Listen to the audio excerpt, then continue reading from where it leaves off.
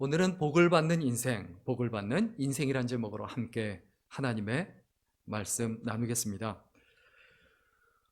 우리가 예수 그리스도를 믿는다라는 것은 무엇을 의미하냐? 하나님께 우리가 은혜를 입고 그리고 하나님께서 주시는 그 복을 받아 누리며 산다는 것을 의미합니다. 그런데 어떤 분들은 하나님께서 주신 복을 아주 조금만 받아 누려요. 사회에서든 가정에서든 직장에서든 인간관계에서든. 그런데 어떤 사람은 하나님께서 주신 복을 다 받아 누려요. 그 차이가 무엇인가? 다윗은 어떤 사람이냐? 다윗이 하나님께 이스라엘의 왕으로 세워주겠다고 약속을 받았고, 그 약속이 지난 지 20년이 지난 다음에 이스라엘 전체의 왕이 됩니다. 하나님께 약속을 받았습니다. 너를 왕이 되게 하겠다. 그런데 왕이 되게 하겠으면 그냥 유다 지파의 왕만 되게 하셔도 괜찮아요. 왕이 되게 하신 거니까. 그런데 이스라엘 12지파 전체의 왕이 되게 하세요. 이게 온전히 복을 받은 거예요. 우리가 하나님께 복을 받는다면 영적으로도 복을 받고 신앙적으로 복을 받고 육적으로도 복을 받는 그 인생이 돼야 되죠. 오늘 성경 본문에 보면 다윗이 드디어 이스라엘의 12지파의 왕이 됐습니다. 그런데 하나님께서 이와 같이 왕이 되게 하셨는데 12지파의 왕이 되자, 온전한 왕이 되자 제일 먼저 한 일이 뭐냐? 제일 먼저 한 일은, 그가 왕권을 갖게 되자 제일 먼저 한 일은 나라를 잘 다스릴 수 있도록 헤브론에 있지 않고 자기가 사는 지역을 예루살렘으로 옮기는 거예요. 수도로 옮기는 거예요. 그래서 나라 전체를 지정학적으로 정치적으로 잘 다스릴 수 있도록 북쪽과 남쪽을 잘 다스릴 수 있도록 중간의 위치로 옮기고, 그리고 왕권을 확립합니다. 그러면 내가 그렇게 왕권을 확립했으면 그 다음에 해야 될 게 뭘까요? 내가 하나님께 복을 받아서 가정을 이룰 수도 있습니다. 직장을 다닐 수도 있습니다. 또 학교를 다닐 수도 있습니다. 그러면 그 다음에 우리가 해야 될 게 뭐냐? 신앙적인 부분이에요. 신앙적인 부분. 다윗이 왕이 되고 그리고 수도로 옮긴 다음에 그 다음에 한 일이 뭐냐 하면 법궤를 예루살렘으로 옮겨서, 법궤라는 것은 하나님께서 우리 가운데 계신다는 하나님의 임재의 상징이에요. 그 신앙의 중심지가 예루살렘이 되게 하겠다. 예루살렘이 단순하게 정치의 중심지가 아니라 신앙의 중심지가 되어야 되겠다라고 그렇게 생각을 하고 결심을 하고 법궤를 옮기는 계획을 실행에 옮기는 것이 바로 오늘 본문의 내용입니다. 이 법궤가 원래 어디 있었습니까? 성막이 있던 실로라는 곳에 있었어요. 그런데 엘리 제사장 시절에 블레셋과 전쟁을 하다가 전쟁에 이기기 위해서 법궤를 가지고 나갔다가 이스라엘 백성이 그 법궤를 깨트립니다. 뺏깁니다. 그 법궤가 블레셋 사람 손에 있었지만 기적적으로 하나님께 돌아오죠. 이스라엘로 다시 돌아오죠. 그런데 사울 왕이요, 신앙에 관심이 없었어요. 이스라엘 백성의 신앙에 관심이 없었어요. 그래서 어떻게 합니까? 법궤를 그냥 방치해놔요. 어디에 있는지 관심도 없어요. 그 기간이 20년이나 지납니다. 그런데 다윗이 왕이 되자 제일 먼저 한 일이 뭡니까? 수도를 옮기고 제일 먼저 한 일, 이스라엘 백성이 신앙적으로 올바로 똑바로 서게 해야 되겠다.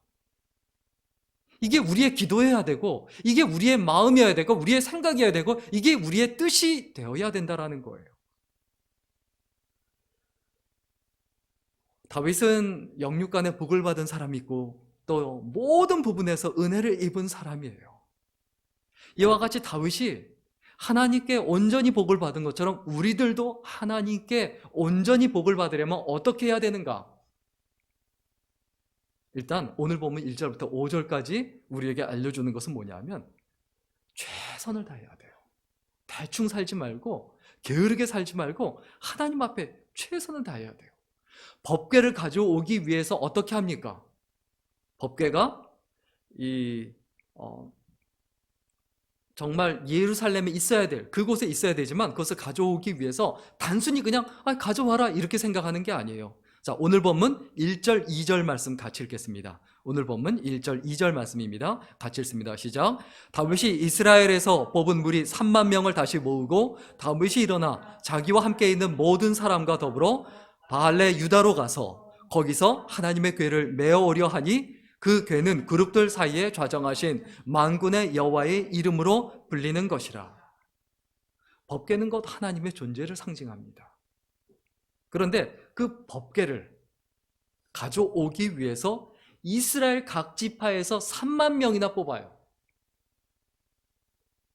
그냥 몇 명 데리고 가서 가져오면 되지 않습니까? 그런데 그렇게 하지 않았다는 거예요. 3만 명이나 뽑아서 가지고 와요. 그 이유가 두 가지가 있어요. 하나는 뭐냐 하면 이 블레셋 사람들이 다시 그 법궤에 손대고 뺏어갈까 봐. 그 법궤를 보호하기 위해서 3만 명을 뽑은 겁니다. 그런데 더 중요한 이유가 있었어요. 그게 뭔지 아세요? 사실 블레셋 사람들은 법궤 때문에 아주 혼이 난 적이 있었기 때문에 법궤를 다시 뺏어가려고 하진 않을 거예요. 그런데 왜 3만 명을 이스라엘 각 지파에서 뽑았냐? 이것은 나만의 일이 아니고 이스라엘 전체의 일이다. 우리가 함께 신앙을 세우고 우리가 함께 믿음을 세워가자. 그래서 자기만의 일로 만든 것이 아니라 모두의 일로 만들어서 법궤를 같이 찾아오고 그리고 가져오게 합니다. 이 법궤가 기럇 여아림에 있었습니다. 이 바알레 유다라고 불리기도 하는데요. 숲의 성읍이란 뜻이에요. 그런데 원래 어떤 일이 있었냐면 우리 사무엘상 7장 1절과 2절 말씀 같이 보겠습니다. 사무엘상 7장 1절과 2절입니다. 같이 읽습니다. 시작. 기럇 여아림 사람들이 와서 여호와의 궤를 옮겨 산에 사는 아비나답의 집에 들여놓고 그의 아들 엘리야사를 거룩하게 규벌하여 여호와의 궤를 지키게 하였더니 궤가 기럇 여아림에 들어간 날부터 20년 동안 오래 있은지라 이스라엘 온 족속이 여호와를 사모하니라. 제가 2절까지 읽어드렸는데 이 기럇 여아림 사람들이 버려져 있는 블레셋 사람들이 놓고 도망간 그 법궤를 가지고 잘 모십니다. 우리가 이 땅에 살아가는 동안에 날마다 잊어버리지 말아야 합니다. 사울 왕은 법궤를 방치했지만 믿음의 사람은 그것을 방치하지 않죠. 우리가 귀하게 여기고 존귀하게 여겨야 되는 법궤와 같은 것이 있어요. 그런데 내가 사울 왕처럼 세상의 눈이 멀어서, 전쟁의 눈이 멀어서, 승리의 눈이 멀어서, 경쟁의 눈이 멀어서 혹시 버려두고 있는 법궤가 있는 것은 아닌가? 내 믿음의 성지가 어딘가? 내가 하나님 앞에 예배 드릴 때 어디서 예배 드리는가? 무엇을 위하여 예배 드리는가? 명확하고 분명하게 해야 되죠. 다윗이 하나님의 법궤를 운반하기 위해서 이와 같이 전 민족적인 관심을 불러일으키기 위해서 3만 명을 모았듯 우리들도 마찬가지입니다. 하나님을 섬기고 하나님께 예배 드리기 위해서 모든 것을 다 동원하고 최선을 다해야 된다는 거죠. 우리의 삶의 중심이 어디 있어야 됩니까? 예배의 자리입니다. 예배 시간입니다. 일주일 내내 예배를 중심으로 모든 내 삶의 스케줄을 계획하고 그리고 예배가 내 삶의 중심이 되도록 할 때 예배가 진짜 예배가 되고 예배가 기쁨이 되죠. 그리고 오늘 보면 3절 4절 말씀 같이 읽겠습니다. 3절 4절 말씀입니다. 같이 읽습니다. 시작. 그들이 하나님의 궤를 새 수레에 싣고 산에 있는 아비나답의 집에서 나오는데 아비나답의 아들 우사와 아효가 그 새 수레를 모니라. 그들이 산에 있는 아비나답의 집에서 하나님의 궤를 싣고 나올 때 아효는 궤 앞에서 가고. 자, 다윗의 입장에서 법궤를 가져오는데 어떻게 가져옵니까? 기존에 수레가 많을 거예요. 그런데 아무 수레나 가져오면 안 된다 생각하고 새로 수레를 만듭니다. 그리고 그 법궤를 가지고 올 사람을 임명을 하죠. 그래서 아효라는 사람과 우사라는 사람, 이 사람을 임명해서 책임지고 가져오게 만듭니다. 그런데 성경에 보면요, 이렇게 하면 안 돼요. 사람이 어깨에 메고 가지고 오도록 성경에 되어 있어요. 법궤는 절대로 수레에 끌고 다니지 말아라. 그런데 왜 법궤를 수레로 운반을 했느냐? 일단은 가장 중요한 이유가 있어요. 다윗이 하나님 말씀을 모르는 거예요. 민수기 4장 15절 또 7장 9절에 보면 법궤를 사람이 어깨로, 그리고 누가요? 레위 지파 중에 고핫 자손만이 법궤를 멜 수 있고 고핫 자손만이 옮기도록 되어 있는데, 그걸 어기고 자기 마음대로 우사를 임명하고 아요를 임명하고 수레에다 싣고 오는 거예요. 왜 그렇습니까? 하나님 말씀을 몰라서 그래요. 우리의 인생이 왜 망합니까? 하나님 말씀을 정확하게 모르는 거예요. 막연하게 아는 거예요. 대충 아는 거예요. 하나님을 섬겨야 되겠다. 하나님을 섬길 때 어떻게 섬겨야 됩니까? 하나님 뜻대로 섬겨야 돼요. 내 뜻대로, 내 방식대로 섬기면 안 돼요. 내가 누군가를 사랑한다라고 하면 그 사람이 좋아하는 걸 해줘야 되죠. 내가 좋아하는 걸 하면서 그 사람을 사랑한다라고 하면 안 되죠. 우리가 어떤 사람을 사랑한다고 하면 그 사람을 사랑하는 내 감정을 사랑하지 말고 진짜 그 사람을 사랑해야 된다는 것을 우리가 반드시 기억해야 되죠. 그리고 또 그 당시에 왜 수레에다 운반을 했느냐? 그 당시에는 그 고대 근동 지방 사람들이 그렇게 어떤 종교적인 어떤 물건들이나 우상이나 이런 걸 옮길 때 수레에다 옮겼어요. 특별히 블레셋 쪽이나 페니키아인들은 자신의 신상을 운반할 때 수레를 사용합니다. 하나님 말씀을 정확하게 모르고 세상적인 방식을 따라간 거예요. 우리가 여기서 기억해야 합니다. 내가 하나님을 섬기고 하나님께 예배하고자 하는 뜨거운 열망과 열정은 있었지만 방법에서 잘못됐다는 거예요. 그래서 법궤를 예루살렘으로 바로 가져오지 못합니다. 그리고 최선을 다하는데 다윗이 또 어떻게 최선을 다합니까? 오늘 보면 5절 말씀 같이 읽겠습니다. 5절 말씀입니다. 시작. 다윗과 이스라엘 온 족속은 잣나무로 만든 여러 가지 악기와 수금과 비파와 서고와 양금과 제금으로 여호와 앞에서 연주하더라.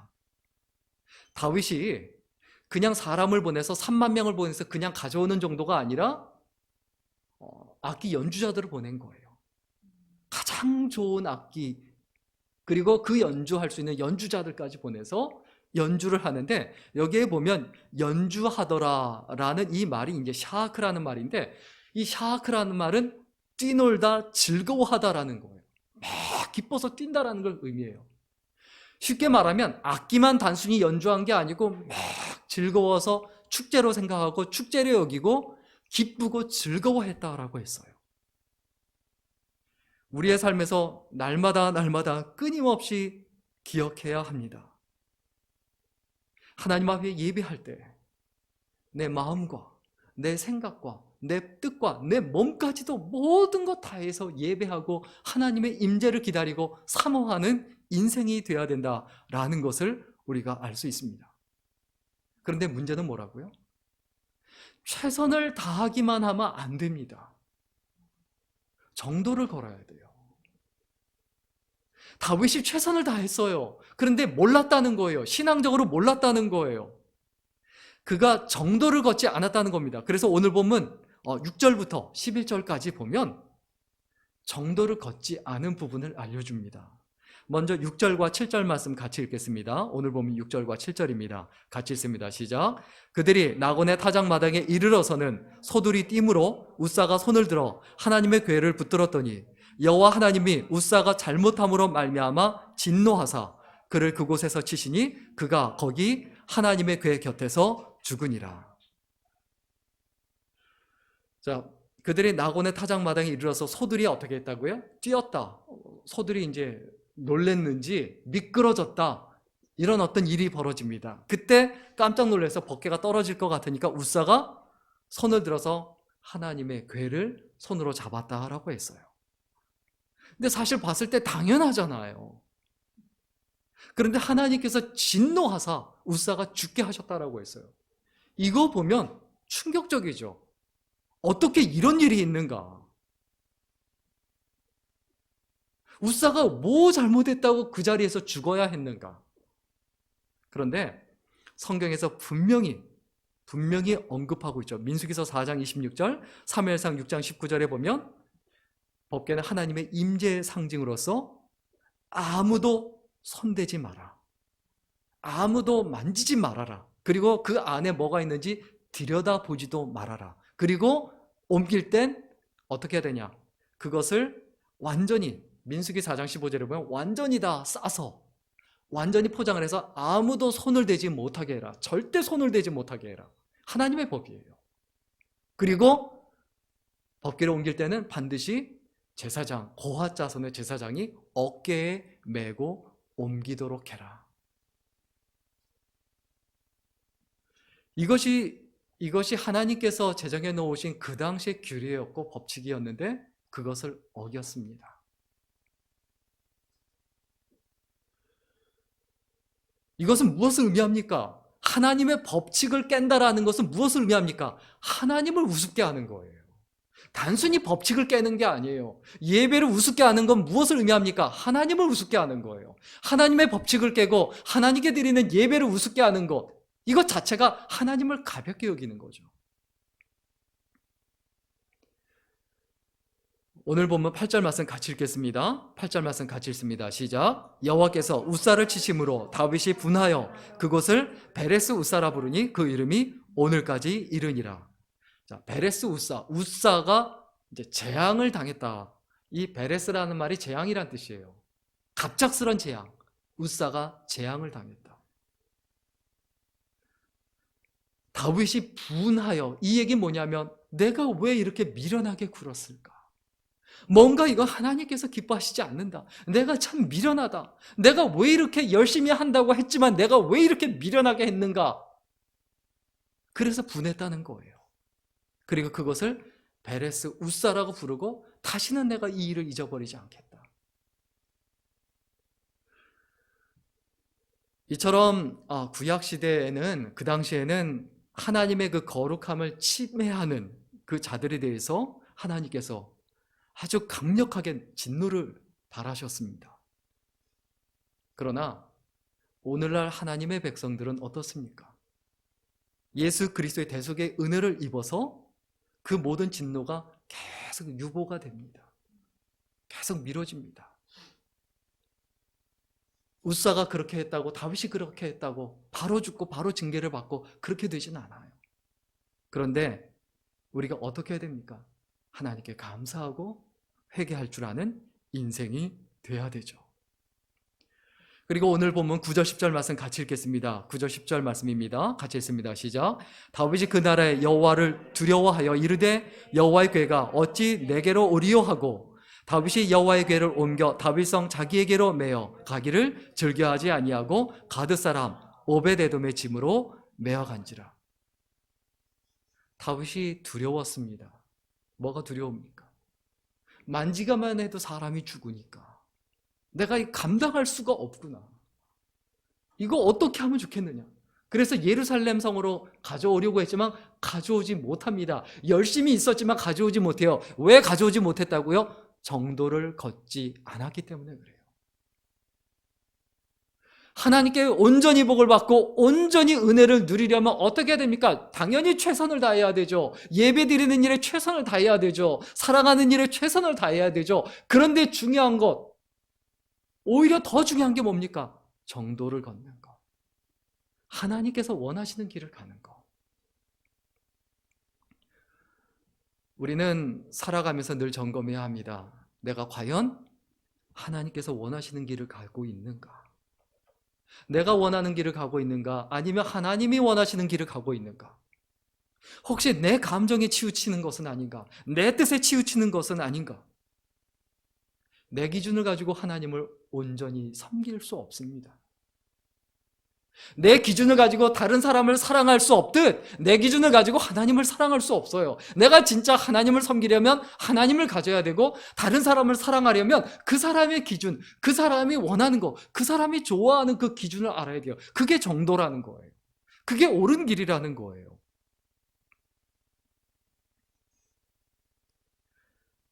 그래서 다윗이 많은 곳이 있었지만 누가 이 법궤를 좀 간직하고 모시고 있겠느냐? 아무도 원하지 않지만 오벳 에돔이란 사람의 집에서 그것을 모시겠다고 합니다.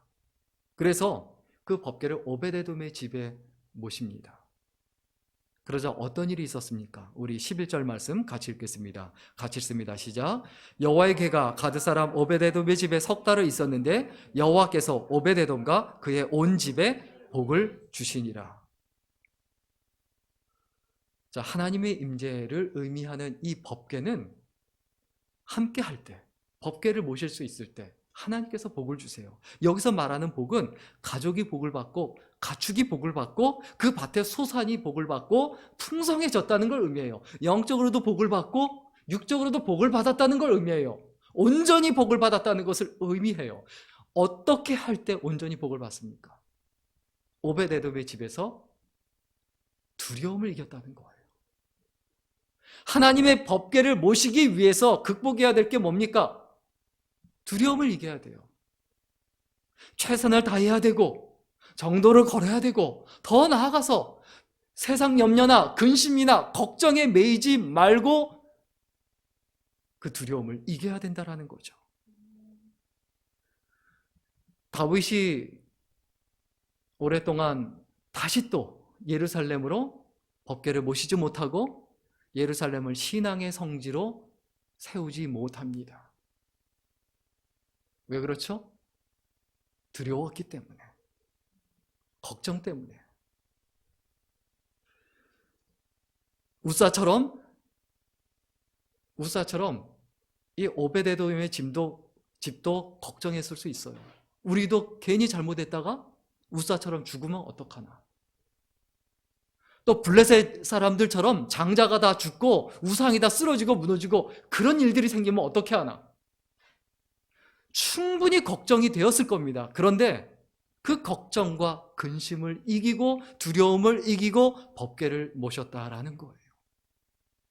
하나님을 섬기려고 하다 보면 내 삶에 걱정거리 생깁니다. 염려거리 생깁니다. 그런데 그런 것에 매이지 말아야 되죠.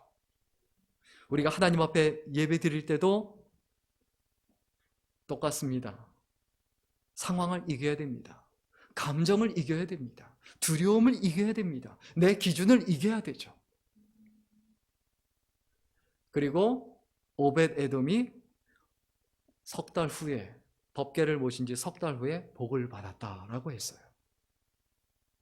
그것을 보고 다윗은 다시 또 법궤를 모실 용기를 냅니다. 우리들도 마찬가지입니다. 어렵고 힘들 때, 근심으로 가득 찰 때, 두려움으로 가득할 때, 세상 근심과 걱정과 염려가 많은데 그럼에도 불구하고 내가 온전히 하나님 앞에 예배드리고 하나님께 복을 받으면 다른 사람들도 나를 따른다는 거예요. 아비나답의 집이 이스라엘 변방에 있었지만 이스라엘의 신앙을 이끌고 법궤를 모셨고 오벳 에돔의 집이 또 신앙을 이끌고 그리고 신앙의 성지가 되고 복을 받았듯 우리들도 마찬가지입니다. 우리들이 뭐가 돼야 됩니까? 이 시대에 다윗 왕이 되게 하소서. 다 그럴 수는 없어요. 그러나 이 시대에 아비나답의 집이 되게 하시고 오벳 에돔의 집이 되게 하소서. 두려움을 이기고 근심을 이기고 걱정을 이기고 하나님의 예배 처소가 되게 하소서. 내 마음이 내 인생이 온전히 하나님께 예배하는 사람이 되게 하소서. 이것이 우리의 기도가 돼야 되죠. 정리하고 마치겠습니다. 하나님께 온전히 복을 받으려면 어떻게 해야 됩니까? 최선을 다해야 돼요. 내 시간, 내가 가진 모든 것. 그런데 아무리 최선을 다한다 할지라도 내가 정도를 걷지 않으면 하나님께 복을 받을 수 없고 또 하나님께 온전히 예배할 수 없습니다. 그리고 우리가 두려움을 극복해야 돼요. 두려움에 매여 있으면, 근심 걱정에 매여 있으면 하나님 앞에 온전한 예배자가 되지 못합니다. 우리의 마음속에 늘 기억해야 합니다. 어떤 것이 먼저입니까? 내가 하나님 앞에 예배자가 되는 것이 먼저다. 이것을 기억하고 하나님을 먼저 알고 하나님의 뜻을 먼저 알고 담대하게 하나님 앞에 예배자로 살아가는 아름다운 인생, 그리고 소중한 인생이 될 수 있기를 주의 이름으로 간절히 축원합니다.